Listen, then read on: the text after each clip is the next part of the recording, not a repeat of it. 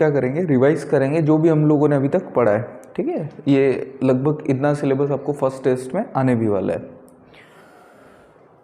हम लोगों के पास क्या है, 2 बुक्स है, बिहीव, मूवमेंट। सबसे पहले हम लोगों ने बिहीव स्टार्ट की थी। बिहीव में हम लोगों ने सबसे पहले फर्स्ट पोएम पढ़ी थी, द रोड नॉट टेकन। अब रोड नॉट टेकन में रॉबर्ट फ्रॉस्ट थे, हम लोगों ने डिटेल में बात करी थी, अमेरिकन पोएट थे। रोड नॉट टेकन में क्या बात कही है, रोड नॉट टेकन में बात कही है कि पोएट जंगल में होता है और उसके सामने 2 रोड होते हैं। अब पोएट इस प्रॉब्लम में होता है कि उसको कौन सा रोड चुनना है और वो रोड क्या डिफरेंस लेके आएगा लाइफ में। कहीं उसको उसके ऊपर रिग्रेट तो नहीं होगा, पछतावा तो नहीं होगा, कई सालों के बाद उसको ऐसा तो नहीं लगेगा कि उसको दूसरा रोड चुनना चाहिए था, या उसने जो रोड चुना वो क्यों चुना, उसके बारे में पूरा डिटेल फिलोसॉफिकल स्टडी हमको दी है। तो इससे 2 क्वेश्चंस हमारे बनते हैं, एक तो what is the main idea या समरी ऑफ द पोएम, ये, और दूसरा बनता है what is the message of the poem. तो मैसेज हमारा क्या हो गया कि जो भी रोड हम चुनते हैं, what the road we should choose lead to success, हमको क्या है, सक्सेस की तरफ लेके जाता है, लीड टू अवर गोल, हमारे गोल की तरफ लेके जाता है। तो we should be very careful during choosing our road, कि जब हम लोग अपने रोड को चुनते हैं, मतलब हमारे गोल को चुनते हैं, तो हमको बड़े ध्यान से चुनना चाहिए हम लोग को। We should not be in hurry to choose our road, to choose our destination, to choose our goal, कि हम लोगों को क्या है, जल्दबाजी नहीं करनी चाहिए हमारा मकसद चुनने में या हमारा लक्ष्य चुनने में। तो उसके ऊपर दिया है, एक और बात दी है कि we should work hard after choosing the path, कि एक बार अगर हम लोग अपना रोड चूज़ कर लें तो फिर हमको क्या करना चाहिए, उस पर वर्क हार्ड करना चाहिए। Ultimately we get the success, कभी ना कभी हम लोगों को क्या मिलेगी, सफलता मिलेगी। ये पूरी पोएम में रॉबर्ट फ्रॉस्ट ने बोला है कि भाई आप काम करते रहो, वर्क हार्ड करते रहो, जो भी आपने रोड चुना है, जो भी आपने फैसला लिया है, उस पर काम करते रहो। दूसरी जो पोएम है हमारी विंड है। विंड में पहले 2 स्टेंजा में पोएट कहता रहता है कि भैया विंड रन सॉफ्टली, धीरे चलो, तुम पेजेस को मत उड़ाओ, विंडोज़ के शटर को मत तोड़ो, दरवाज़ों को मत तोड़ो, जो राफ्टर्स हैं उनको मत तोड़ो, तुम्हारे तेज़ चलने से वो राफ्टर्स टूट जाते हैं।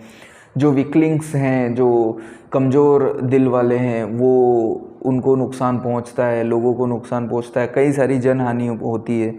तो फर्स्ट 2 स्टेंजा में, पहले स्टेंजा में तो पोएट ने क्या बोला है कि तुम स्लो चलो, वो रिक्वेस्ट कर रहा है, एड्रेस कर रहा है, पोएट पोएम को एड्रेस कर रहा है, विंड को एड्रेस कर रहा है।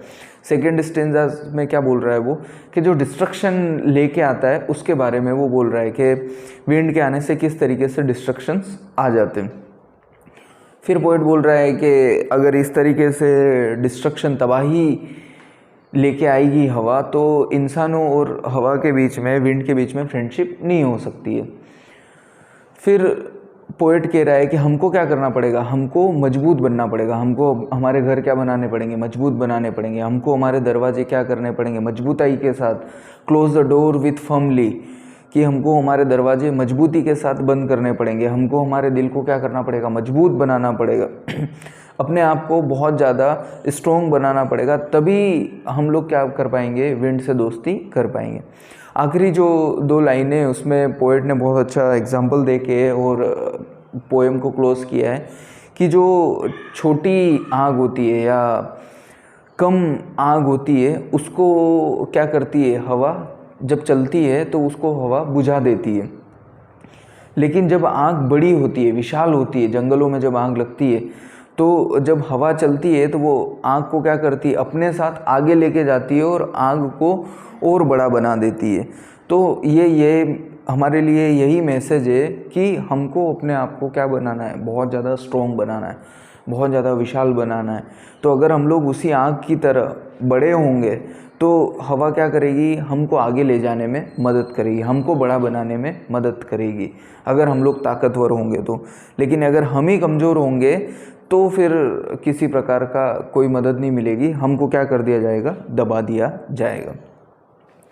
तो ये तो 2 पोएम थी हमारी। उसके बाद जो प्रोज में फर्स्ट लेसन था हमारा, the fun they had, the fun they had में क्या बात की है, मेनली जो डिफरेंस किया है, जो इम्पोर्टेंट क्वेश्चंस भी है आपके लिए, वो क्या है कि ओल्डन डेज के स्कूल और जो टू आज से 150 ईयर्स के बाद के जो स्कूल्स होंगे, ठीक है, 21st 50 में जो स्कूल होंगे उसमें क्या डिफरेंस होगा। तो अभी क्या है, अभी हम लोग बात कर रहे हैं ट्रेडिशनल स्कूल्स की बात कर रहे हैं, तो ट्रेडिशनल स्कूल्स में क्या होता है, कोविड के पहले की बात करें तो टीचर ट्रेडिशनली तरीके से टीचर आता है, हमको नोटबुक में होमवर्क दिया जाता है, नोटबुक्स चेक होती है, उसके बाद क्वेश्चन पेपर्स आते हैं, उसके बाद आंसर शीट्स में हम लोग अपने आंसर्स लिखते थे, हम डेली स्कूल जाते थे, लंच करते थे, उसके बाद सब जो एक साथ स्कूल जाते थे, बस में एक साथ स्कूल जाते थे, ऑटो में एक साथ स्कूल जाते थे, चलते हुए एक साथ 8-10 लोग स्कूल जाते थे, वापस स्कूल से घर आते थे, और वो सारा एटमॉस्फेयर को डिस्क्राइब किया है कि भैया ट्रेडिशनल स्कूल्स इस तरीके के अभी जो चलते हैं, पहले जो चलते थे वो इस तरीके के थे। उसके बाद क्या हुआ, कोविड के बाद कुछ चेंजेस हम लोग देख रहे हैं कि एजुकेशन कैसा हो गया, डिजिटली हो गया, हम लोगों के एप्लीकेशंस हो गए, ऑनलाइन एजुकेशन से हम लोग एजुकेशन ले रहे हैं। लेकिन आज से 150 ईयर्स के बाद और एजुकेशन क्या होगा, अपग्रेड होगा। अपग्रेड होगा तो क्या होगा, टीचर्स की जगह कौन आ जाएंगे, टीचर्स की जगह रोबोट्स ले लेंगे। रोबोट्स आएंगे, रोबोट्स आपको पढ़ाएंगे, आपको आपके जो स्लॉट्स होंगे एप्लीकेशन में, आपको जो कंप्यूटर स्क्रीन्स होगी, आपको जो टैबलेट्स होंगे, उसी में आपको होमवर्क करना होगा और वहीं पे आपको सबमिट कर देना होगा। इस तरीके के स्कूल होंगे। तो दोनों स्कूलों में क्या डिफरेंस होगा कि जो पुराने स्कूल्स थे वो फुली इमोशनली थे, कहीं ना कहीं टीचर और स्टूडेंट के बीच में एक इमोशनल कनेक्टिविटी थी। रोबोट्स के साथ क्या होगा, इमोशनल कनेक्टिविटी चली जाएगी। फिर एजुकेशन अभी जो एजुकेशन है वो क्या है, डायरेक्ट एजुकेशन है, टीचर डायरेक्ट बच्चों को पढ़ाता है, बच्चे सीधा क्वेश्चनिंग करते हैं। जो रोबोटिक एजुकेशन होगा वो क्या होगा, डायरेक्ट एजुकेशन ना हो के इनडायरेक्ट एजुकेशन हो जाएगा, ठीक है, वो सिस्टम एजुकेशन हो जाएगा, एक सिस्टम के तहत ही चलेगा जो सिस्टम में अपलोड किया हुआ है। आप सब्जेक्ट से पार जाके कोई बात नहीं कर पाएंगे, या आप इमोशनली कनेक्ट नहीं हो पाएंगे। जो पर्सनल अटेंशन होना चाहिए हर एक पे, वो पर्सनल अटेंशन नहीं हो पाएगा, क्योंकि जो भी क्यूरिकुलम है जो सबके लिए बना है वो सभी बच्चों को एक साथ दिया जाएगा। तो ये कुछ डिफरेंसेस को लेके, इन्जॉयमेंट को लेके, और राइटर ने बात की है कि किस तरीके का डिफरेंसेस दोनों स्कूलों में होता है। अच्छा, कई सारी चीज़ें हैं जो स्कूल्स में हम लोग सीखते हैं। जब हम लोग साथ में बैठ के टिफ़िन खाते हैं तो हम लोग शेयरिंग सीखते हैं।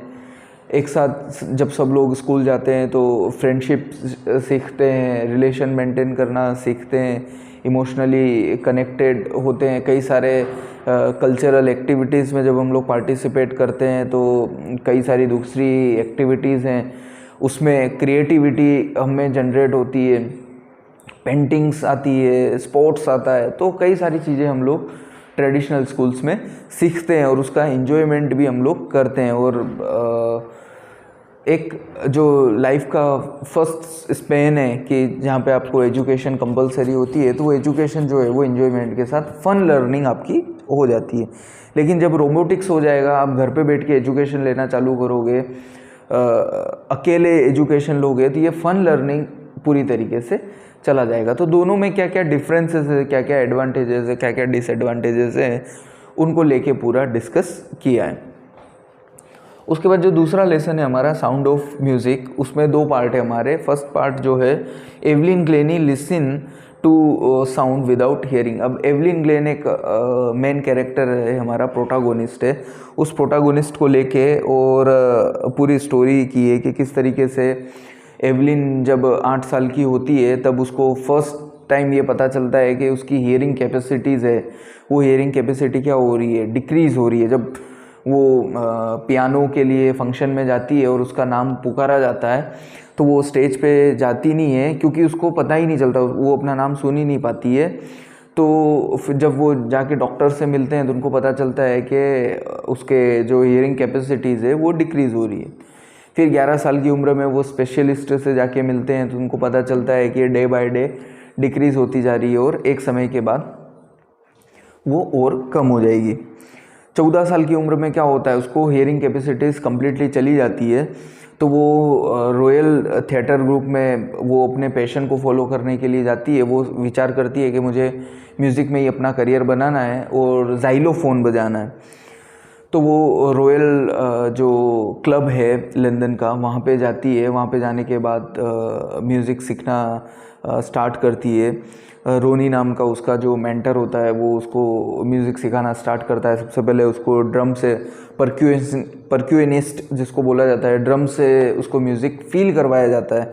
उसको क्या है, सेंसेशंस दिए जाते हैं। उसके जो लोअर बॉडी होती है वो एक लकड़ी के प्लेटफॉर्म पे खड़ी हो जाती है without any shoes and chappals. और जब उसको ड्रम बजाया जाता है तो जो ड्रम के वाइब्रेशंस होते हैं वो वाइब्रेशन उसके पैरों से और उसके दिल तक, उसके दिमाग तक पहुंचते हैं और वो म्यूज़िक को फील करना स्टार्ट करती है। जैसे म्यूज़िक को फील करते करते वो म्यूज़िक सीखना स्टार्ट होती है और बहुत जल्दी, बहुत कम समय में वो बहुत अच्छा म्यूज़िक बजाने लग जाती है और कई सारे कॉन्सर्ट्स में भी वो जाना स्टार्ट कर देती है। और 2-3 सालों के बाद, 4 सालों के बाद जब वो 18 साल की होती है तो वो सोलो परफॉर्मेंस भी देना स्टार्ट कर देती है और कई सारे अवार्ड फंक्शंस भी वो जीतती है। तो वो कहीं ना कहीं क्या है, एक रोल मॉडल है कि आपको किसी प्रकार की कोई फिज़िकल डिसेबिलिटी होती है तो उस फिज़िकल डिसेबिलिटी को क्या करना है, आपको चैलेंज करना है। आपको उसको लेके बैठना नहीं है कि लाइफ में अगर आपने कोई गोल डिसाइड किया है, आपने कोई एम डिसाइड किया है, आपने कुछ अगर ड्रीम देखा है तो उस ड्रीम को देखने के बाद क्या होता है, हमारे सामने कंटिन्यूअस कई सारी परेशानियाँ आती है, कई सारी दिक्कतें आती है। तो हमको उस दिक्कतों से क्या करना है, हार नहीं मानना है, हमको गिव अप नहीं करना है। हमको क्या करना है, डेली टू डेली आगे बढ़ना है विथ डेडिकेशन। अगर हम लोग हमारे ड्रीम के प्रति, हमारे वर्क के प्रति डेडिकेटेड रहेंगे तो हमको क्या है, सक्सेस डेफिनेटली मिलेगा। हो सकता है उसके लिए हमको क्या करना पड़े, हार्ड वर्क करना पड़े और ज़्यादा वर्क करना पड़े, लेकिन हमको सक्सेस मिलेगा। ये एवलिन ग्लीन ने दिखाया कि फिज़िकली चैलेंज होने के बावजूद भी वो एक सक्सेसफुल सेलिब्रिटी की तरह सामने आती है। और कई सारे जो डीफ एंड डम चिल्ड्रन हैं उनके लिए भी एक रोल मॉडल बनती है। उन एनजीओस में भी वो काम करती है, कॉन्सर्ट करती है, प्रिजन्स में भी कॉन्सर्ट करती है, ताकि जो लाइफ से हार चुके हैं या जो निराश हो चुके हैं, हताश हो चुके हैं, डिप्रेस हो चुके हैं, उनके लिए एक इंस्पिरेशन का काम करे और उनको इंस्पायर करे कि भैया भगवान ने जो हमको लाइफ दी है वो लाइफ को अच्छे से जिया जाए। उसके बाद जो दूसरा हमारा पार्ट है the shehnai of Bismillah Khan, उसमें बताया है कि किस तरीके से शहनाई इन्वेंट हुई। फर्स्ट टाइम जो शहनाई का इन्वेंशन हुआ वो किस तरीके से हुआ। पहले पुंगी बजाई जाती थी औरंगजेब के समय, जो बड़ी कर्कश आवाज़ में श्रील वॉइस होता था उसका। उसके बाद क्या हुआ कि जो महाराजा आए आपके शाहजहाँ के दरबार में जो एक नई फैमिली थी जो म्यूज़िक का काम करती थी, म्यूजिशियंस थे, तो उन्होंने क्या करा, उसके शेप को बदल दिया और बदलने के बाद एक होलो जो लकड़ी का पाइप था उसमें कुछ छेद किए और उसके म्यूज़िक को बदलने के बाद जब उंगलियों से उनके पाइप को अल्टरनेटिवली चेंज किया जाता था तो उसमें से क्या है, मेलोडियस साउंड, मधुर संगीत निकलने लगा। तो ये शाहजहाँ के दरबार में बना था और एक नाई परिवार ने इसका इन्वेंशन किया था, तो दोनों शाह और नाई को मिला के जो है वो वर्ड बना दिया, इसका नामकरण कर दिया गया शहनाई। उसी के बाद जब स्टोरी आगे बढ़ती है तो उस्ताद बिस्मिल्लाह खान के बारे में इंट्रोडक्टरी मिलता है कि उनके दादाजी, उनके पिताजी किस तरीके से राज दरबार में और मंदिर में शहनाई बजाया करते थे और वो अपने मामा से बड़े इन्फ्लुएंस थे।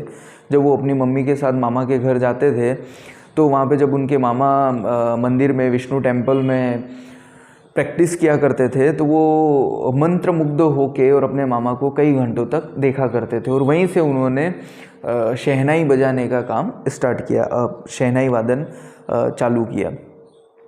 तो वो शहनाई बजाने लगे और कई सालों की प्रैक्टिस के बाद उन्होंने क्या किया, शहनाई को एक नए मुकाम पे लेके गए, एक नई डेस्टिनेशन पे लेके गए और उनको पद्म भूषण, पद्म विभूषण और यहाँ तक कि भारत रत्न अवार्ड से भी सम्मानित किया गया, जो कि भारत का सबसे बड़ा सिविलियन अवार्ड है।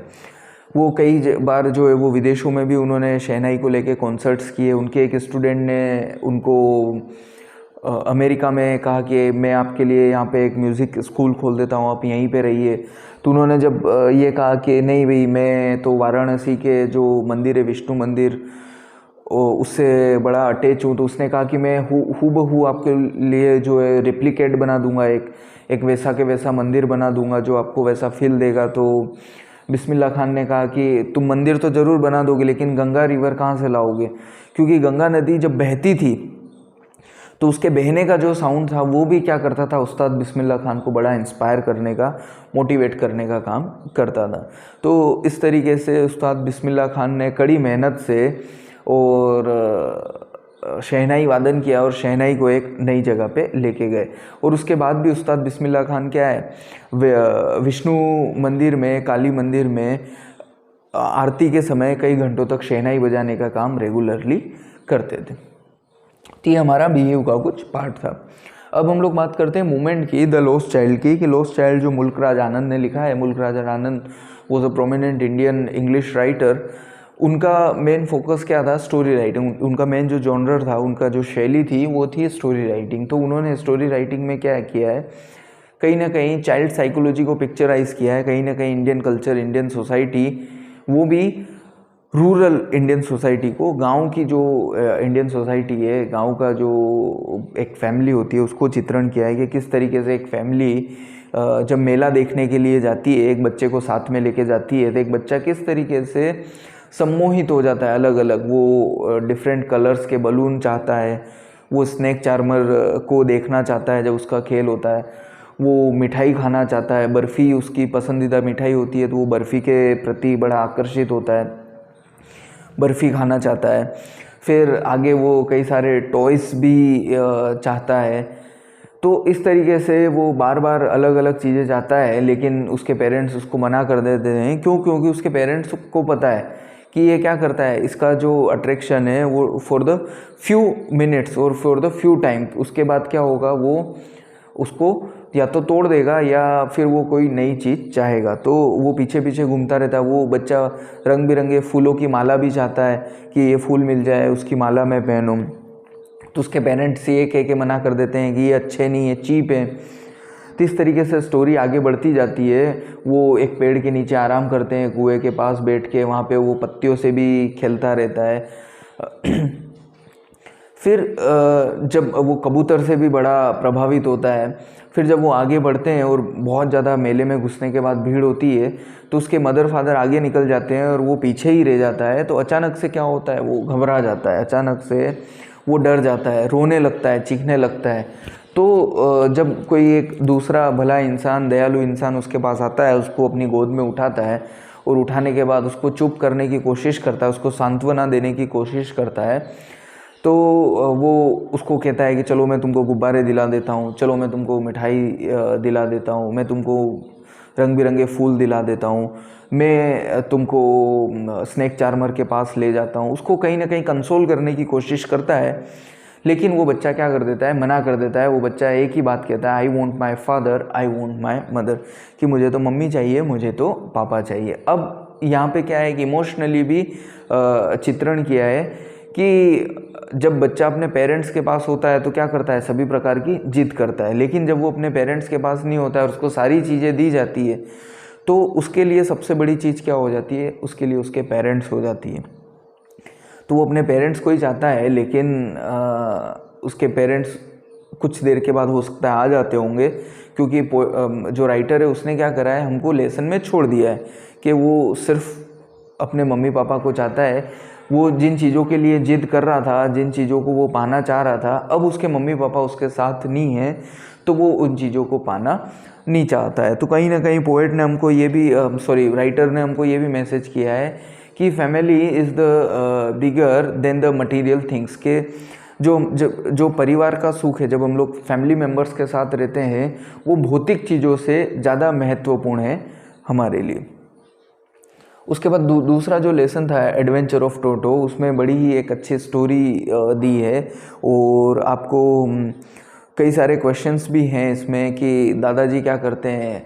दादाजी का एक पर्सनल जू होता है, पर्सनल जू में कई सारे एनिमल्स होते हैं, इसमें स्क्वेरल होता है, उसमें नाना डोंकी होता है, उसमें एक टोर्टोइज होता है छोटा सा, और गोट्स होती है, रेबिट होता है। तो इस तरीके से उसमें जानवर होते हैं जो आपको क्वेश्चन आ सकता है। तो दादाजी क्या करते हैं, जानवरों के जब शौकीन होते हैं, उनका एक पर्सनल जू भी होता है। तो जब वो टोंगा ड्राइवर के पास एक छोटे से क्यूट से बंदर को देखते हैं जिसका नाम टोटो होता है, तो उससे वो क्या करते हैं, 5 रुपये में वो बंदर खरीद के घर पे ले आते हैं। अब दादी जी इस बात से बड़ी खफा होती है, तो उनका जो पोता होता है उसके कमरे में उस बंदर को रख देते हैं। वो वॉलपेपर फाड़ देता है, कर देता है, और कई सारी मिस्चीवियस टाइप का, मस्तीखोर टाइप का, शरारती टाइप का होता है, वो शरारतें करता रहता है। तो एक बार जब दादाजी सहारनपुर अपनी पेंशन के लिए जा रहे होते हैं, तो उसको एक कैनवास के बैग में भर के लेके जाते हैं। तो अचानक जब बैग उछलता है, करता है, रोल करता है, तो वो सबका रेलवे स्टेशन पे ध्यान आकर्षित करता है। जब टीसी आता है टिकट लेने के लिए दादाजी के पास, टिकट चेक करने के लिए, तो अचानक से वो बंदर क्या करता है, अपना मुंह बाहर निकाल देता है कैनवास बैग से। तो टीसी जिद पे अड़ जाता है कि इसका भी टिकट लगेगा, और बड़ी डिस्कशन के बाद कि ये कुत्ते की प्रजाति में हम लोग इसको काउंट करते हैं, तो आपको टिकट देना ही पड़ेगा। तो दादाजी उसका टिकट देते हैं और सहारनपुर से वापस जब लौटते हैं, तो फिर क्या होता है, एक नया एपिसोड चालू होता है। दादी जी भी मान जाती हैं और उसको अस्तबल में नाना के साथ, जो गधी है उसके साथ रखा जाता है। दोनों की आपस में बनती नहीं है, दोनों आपस में झगड़ते रहते हैं। वो उसको सोने भी नहीं देता है। फिर अगला जो किस्सा आता है कि एक बार जब राइस बने होते हैं, तो वो राइस की प्लेट लेके और पेड़ पे चढ़ जाता है और प्लेट फेंकने लगता है, तोड़ने लगता है। तो दादाजी और दादी जी बड़े ही गुस्सा हो जाते हैं इस बात से, और उनको इस बात का एहसास हो जाता है कि ये इतना नुकसान कर रहा है। वॉलपेपर फाड़ देता है, प्लेटें तोड़ देता है, फिर जो कोई गेस्ट आते हैं तो उन गेस्ट के कपड़े फाड़ देता है। तो ये नुकसान वो टॉलरेट नहीं कर सकते हैं। एक और किस्सा क्या हुआ था कि उसको रोज़ाना नहाने के लिए गर्म पानी दिया जाता था और गर्म पानी में नहाता था। तो एक बार जब केटल रखी हुई थी गर्म करने के लिए, तो वो केटल में जाके क्या करता है, कूद जाता है, और वो जब पानी बहुत ज़्यादा बॉईल होता है तो वो अप एंड डाउन करता रहता है। उस दिन वो मरने ही वाला था, लेकिन दादी जी पहुंच जाते हैं और बंदर को बाहर निकाल देते हैं। फिर जब उनको लगता है कि ये अपने अफोर्ड के बाहर है बंदर, तो दादाजी फिर से क्या करते हैं, उस तोंगा ड्राइवर को ढूंढते हैं और 3 रुपये में, 2 रुपये का लॉस खा के 3 रुपये में वापस से उस बंदर को सेल कर देते हैं। ठीक है, तो ये हमारे कुछ लेसन्स थे जो हम लोगों ने बीते कुछ दिनों में पढ़े थे, तो उनका रिवाइज है जो कि आपको टेस्ट में बड़ा काम आएगा। ठीक है।